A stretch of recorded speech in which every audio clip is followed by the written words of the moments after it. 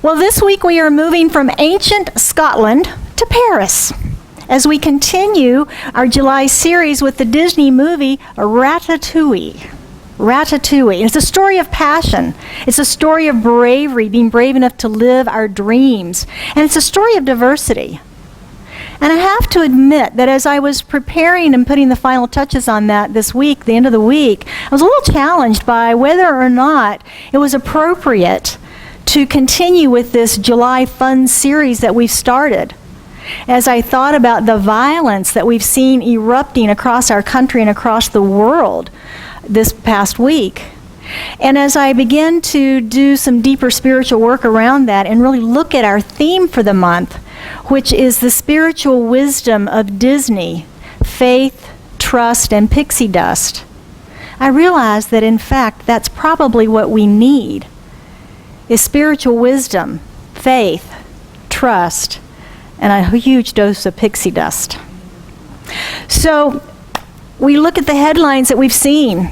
We've seen bombings in Saudi, Baghdad, Istanbul.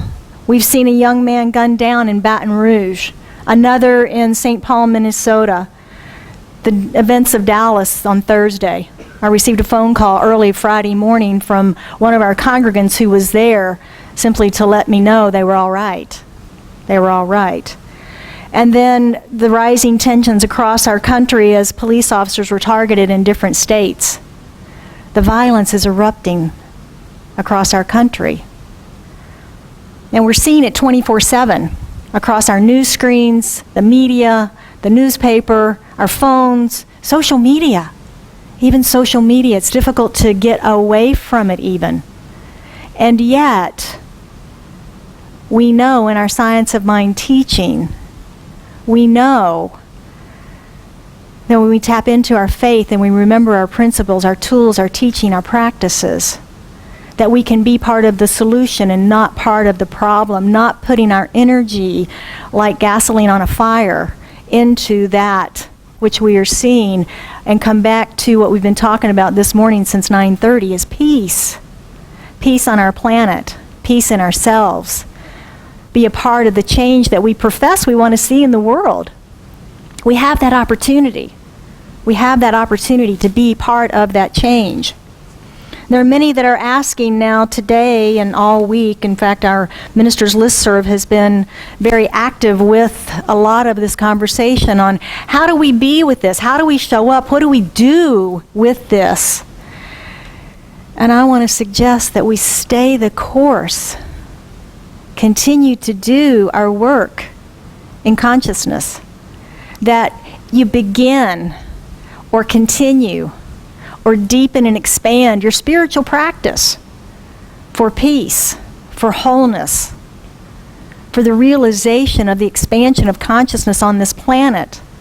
For isn't this symptomatic of what we're seeing, that uplift of consciousness, like the shift of the plates when there's an earthquake? It's the shifting of consciousness that we're seeing as we're saying, finally, enough. Enough. And when enough of us say enough, it'll stop. It'll stop. So I invite you to be the consciousness of peace, to be that vibration of love, that place where love lives. And I invite you, as our founder, Dr. Ernest Holmes, said, stay with the one. Stay with the one. He says, stay with the one and never deviate from it. Never leave it for a moment. Nothing else can equal this attitude. To desert the truth in our hour of need is to prove that we do not know the truth. And I know you know the truth. I know you know the truth. When things look the worst is the supreme moment to demonstrate to yourself that there are no obstructions. That from our founder, Dr. Ernest Holmes. So I invite you to stay with the one, stay the course, stay in your practice, continue to know your own wholeness, your own unity, your own oneness, and to know peace for our planet As Lori said this morning in the meditation, we send our light out into the world. We send our peace out into the world. This community, our state, our nation, our world. That's our work to do. That is our work to do. In the midst of the chaos and pain that we see and we feel, keep doing the work. Keep doing the work. So I invite you to take a challenge with me this month, this week, this day, forever. Take the challenge of raising the consciousness of this planet. Any of you that know Edwene Gaines, she says that she wants to raise the abundance consciousness of every person on the planet. And I love that mission. And I think ours is to raise the consciousness of every person on the planet. And I join with Sarah, who was with us on Wednesday, raising the consciousness one mind at a time. One at a time. It begins with us. So I invite you into joining me with that. It's kind of like a doctor. Doctor goes in and does all of the study and the education, and then they have a duty, don't they? They have a duty to heal. They have a duty to bring that to society. Or an attorney. They learn the law, and they have a duty to practice, to bring that to society. We have a duty. We have a job to do. We are religious scientists. We know these tools, principles, techniques. We have a duty to bring them to the world. That's our job to do now. So please join me in this. Please join me in this. So now you may be saying, how's she going to get from that to ratatouille? Right? Well, I wondered the same thing. How do I get from speaking what we need to hear about what's happening on our planet, the events of the day, into a fantasy animated movie about a rat? Well, sometimes the path that our dreams take us on is not very easy, is it? Like changing the consciousness of the planet. That's a big order. But it's a dream. It's a goal. It's a vision. And just like we have our little rat who is the star of the movie, he's got a big dream, doesn't he? He wants to be a chef in a fancy restaurant. That's a big, bold dream. That's a big, bold dream. You know, sometimes those dreams take us off of the path we may have been traveling for a while. I'm a good example of that, right? Been over here in this little real estate and development community for a lot of years, until I get a tap on my heart from Spirit saying, let's do this instead. Let's be a minister. Let's speak the truth. That's a big dream. It's taken some boldness on my part. It's taken some bravery on my part to step in. So sometimes our dreams do that for us, don't they? Particularly when they draw up that passion within us and pull us forward. We're pulled by it. We're pulled by it. So that's our story with our little rat today that we're talking about, ratatouille. Sometimes we have to be brave. Sometimes we have to be bold. But in that braveness and in that boldness, the rough spots get smoothed out a little bit. The curves get straightened out a little bit. Something just happens. When we say yes, the universe says, okay, let me help you. Let me help you. Let me smooth the waves. So Remy, our rat's dream again, was to work in this fancy restaurant in the kitchen. Now, normally our typical rat in the kitchen would be what?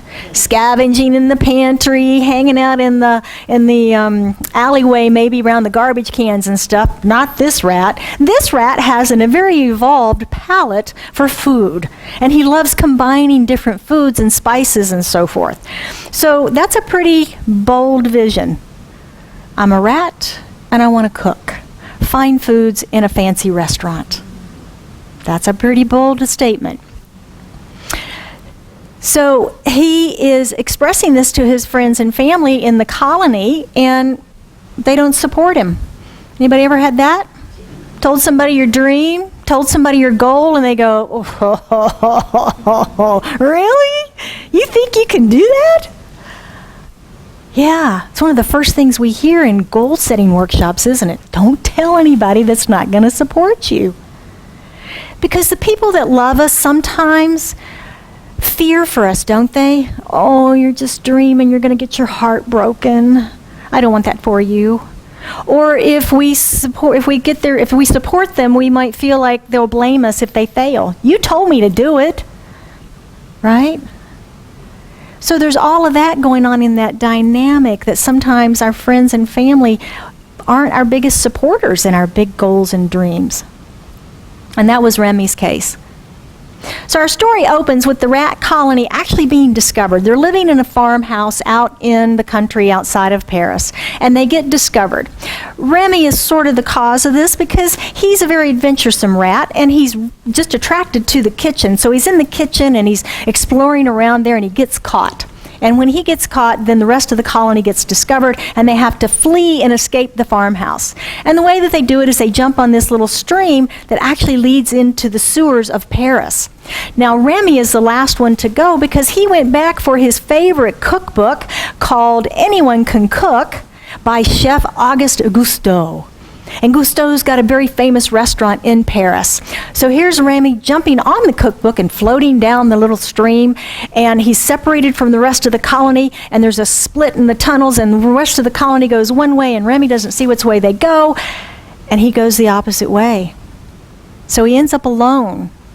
He ends up alone, and he ends up in the streets of Paris by himself with his cookbook.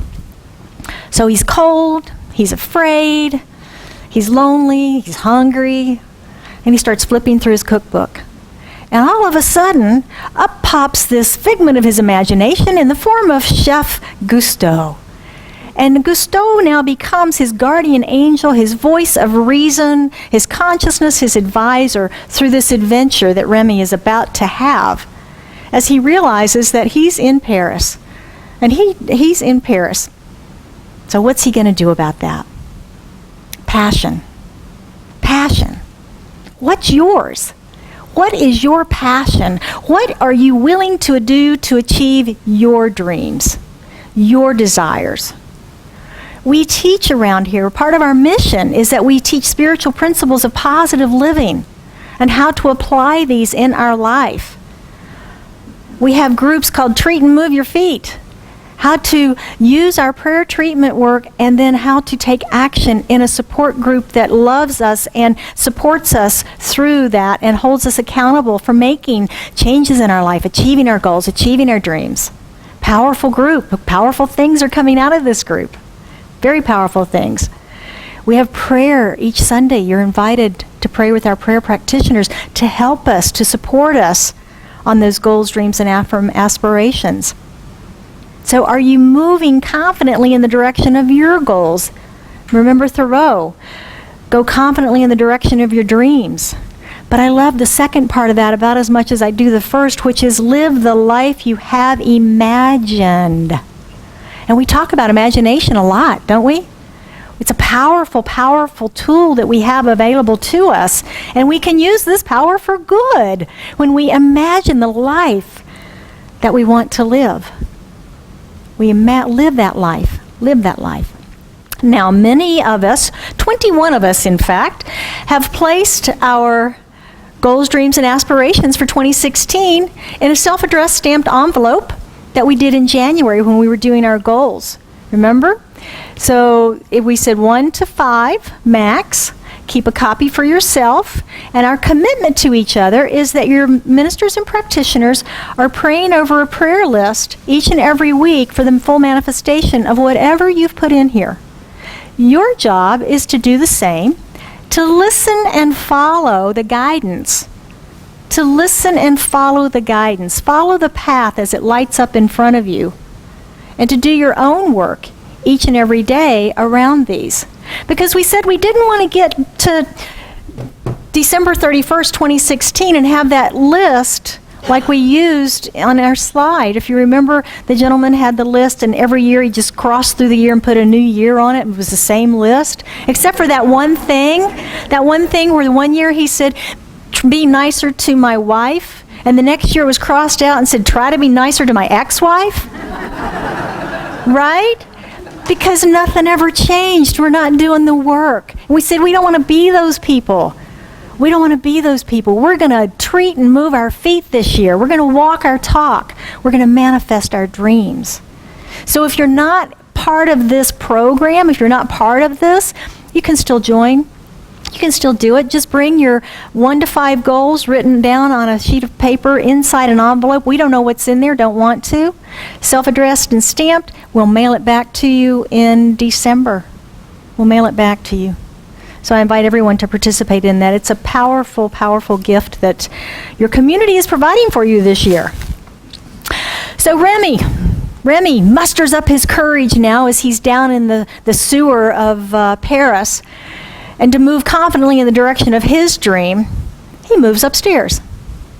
Remy moves upstairs. He goes upstairs to the restaurant because he realizes, Gusteau's. Oh my gosh, my hero. I can go here. So he goes to the kitchen of Gusteau's fine dining restaurant. And he's in heaven. Heaven is within, right?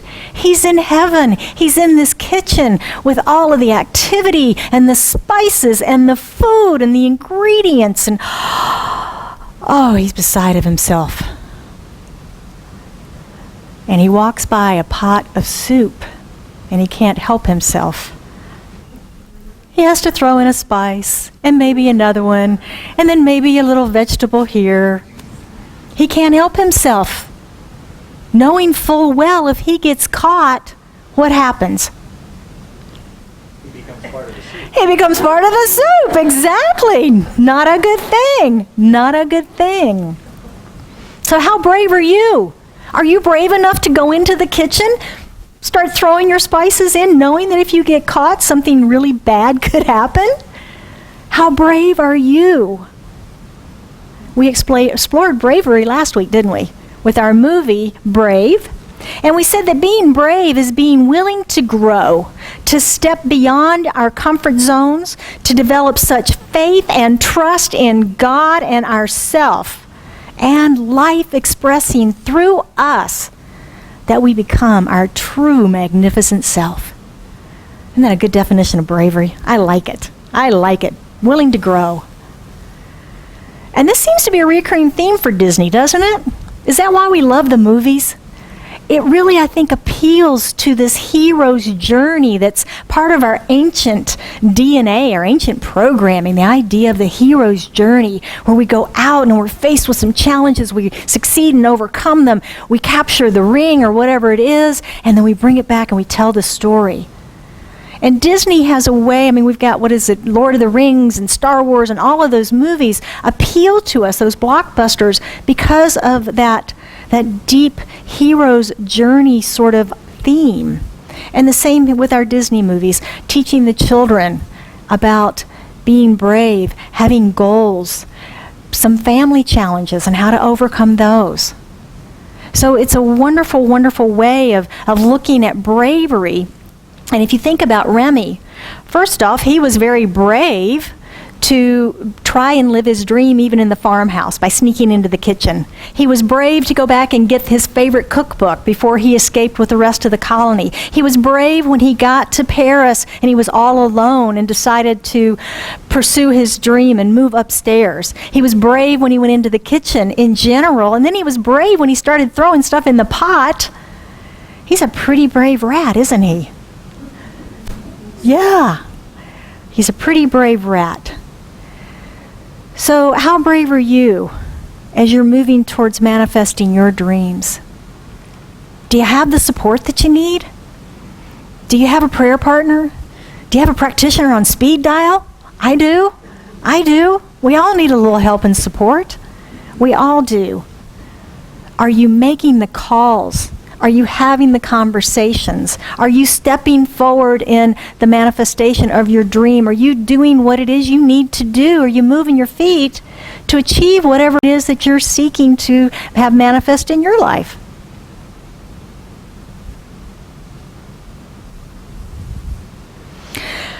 So Remy can't help himself.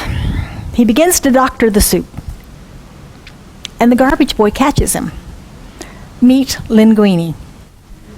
Linguini is the garbage boy or the janitor, and he's just sweeping up and cleaning up. And Remy has been doctoring the soup, but then so does this kid. He kind of throws a thing in here or there, and of course Remy's going, don't do that.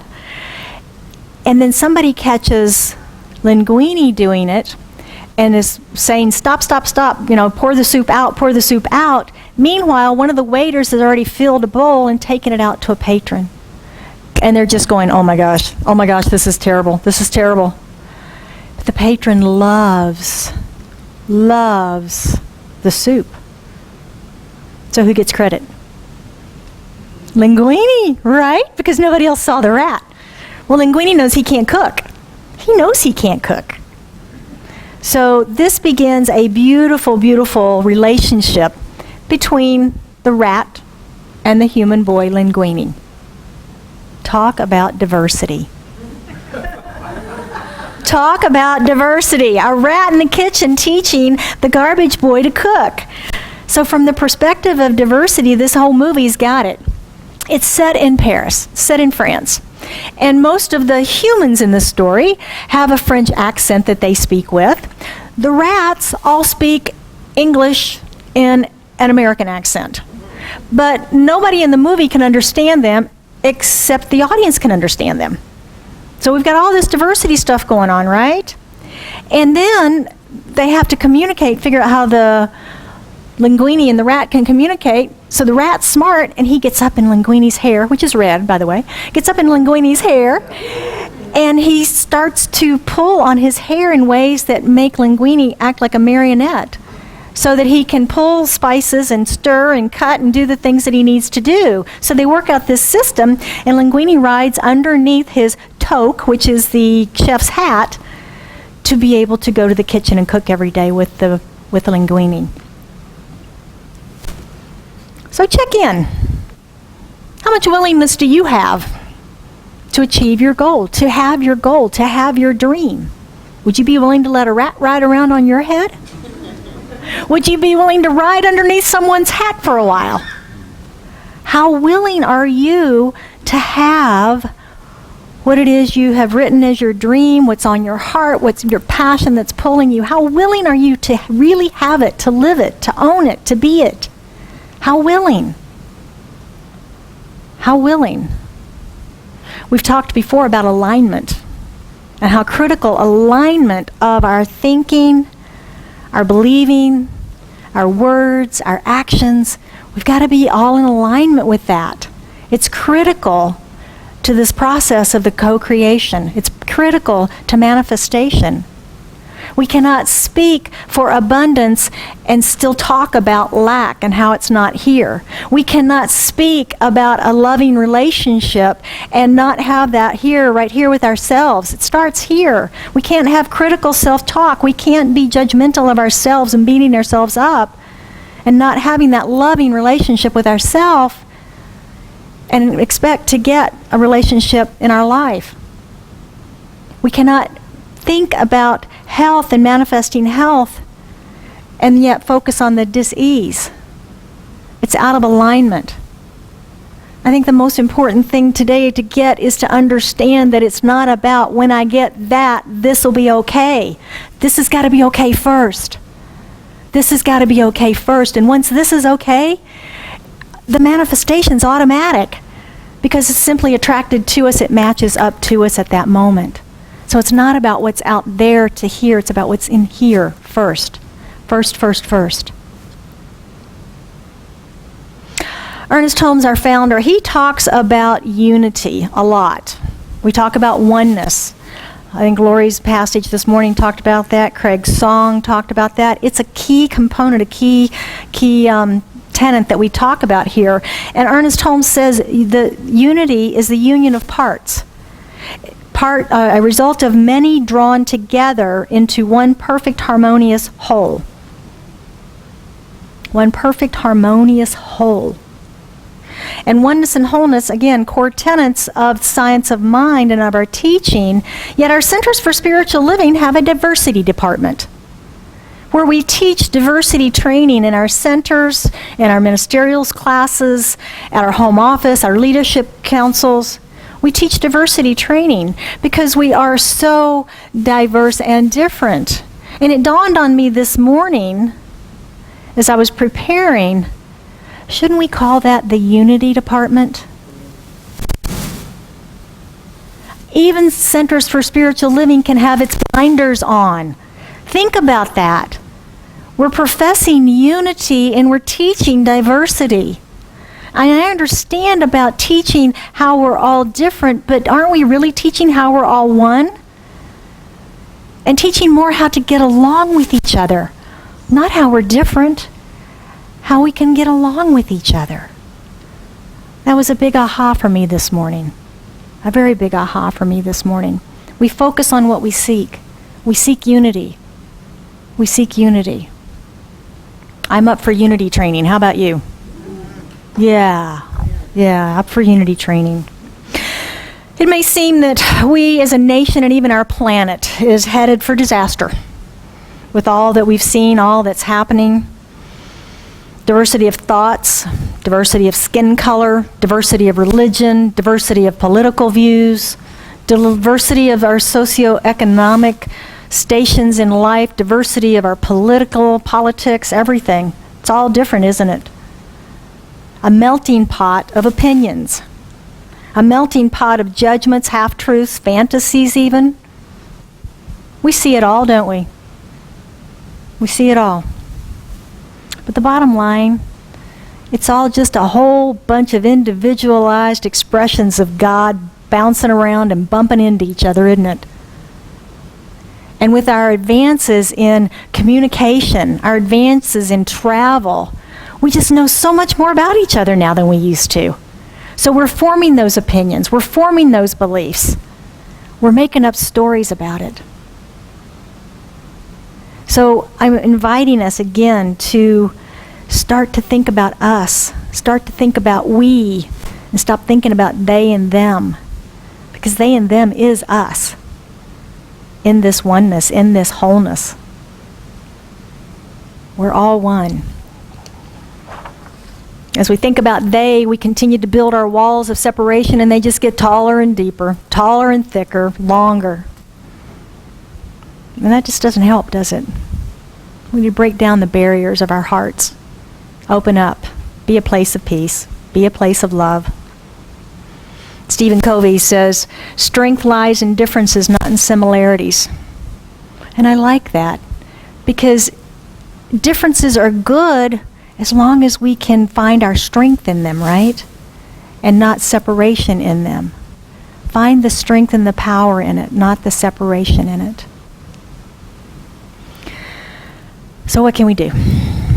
What can we do? As Scottsdale Center for Spiritual Living, as religious scientists in the world today, what can we do? Well, I have a few ideas. I have our invitation for practicing the principles this week. I've got 4 things for us, and the first is to uncover or revisit your dreams. Uncover or revisit your own dreams. Is it a dream of world peace? Is it a dream of unity on our planet? Is it a dream of your having your own business, creating a relationship, having more financial success? Whatever it might be, revisit that. Do a mid-year check-in. We're about halfway through. Do a mid-year check-in. Spend some time in contemplation and meditation. Visualize. Imagine. What would it be like if I was living that? What would my day be like? What would I have for breakfast? What would my view be like? Who would be with me? Who would I see today? What would my appointments look like? What would my calendar look like? Who would be in my life? What would I be driving? What would my office look like? Would I have an office? Imagine what it would feel like to live that.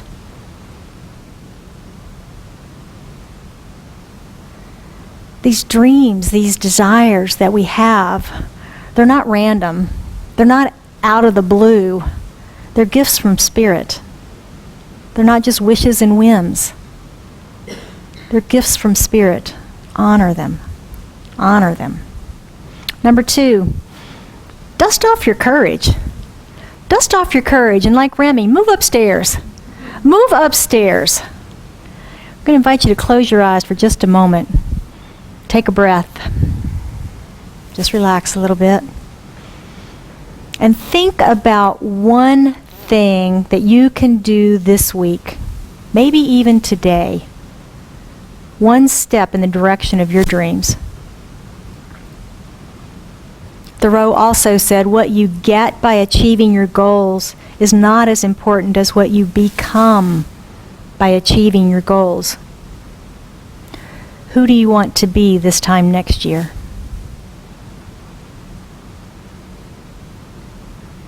Open your eyes. Number 3, look for opportunities to experience diversity and unity. Diversity and unity. I was asked a question in one of the diversity classes long ago, and I'll ask it of you. How many people do you have around you in your group of friends that are of a different skin tone, a different political view, a different sexual orientation, different socioeconomic class? It's not right, it's not wrong, it's just a question. It's just an observation. I think we're all attracted to like-minded people. We use that phrase around here sometimes, don't we? Join like-minded people. Well, sometimes being only with like-minded people does what? Puts blinders on us, doesn't it? And we begin to believe we're the right-minded people. Yeah. We begin to believe we're the right-minded people. So I invite you to widen those blinders just a little bit. Widen those blinders just a little bit. And recognize that it's we. It's we. And then 4th, once again, stay with the one and never deviate. Never leave it for a moment. To desert the truth in the hour of need is to prove that we do not know the truth. And again, we know the truth. We know the truth. Hold on to that. Hold on to that as strength in the coming days and weeks as we continue to hear more about what's unfolding across our planet. Hold on to that. Stay with the one. Do not desert the truth. You know the stuff. You know it. You know it's true. It resonates with you. That's how we know when truth is true, right? We feel it. We feel it. So I invite you to be part of the change we wish to see on our planet. To take this into your meditation and prayer this week as we hold our prayers for peace, for healing, for wholeness, and for harmony. Harmony in our world, like a symphony. Many different voices, many different instruments for the beautiful music. So would you join me in that prayer now? As we go within in recognition of the one. The one and the only. Power, presence, the one life, the one mind, source, God, Spirit, love, peace, harmony, wholeness.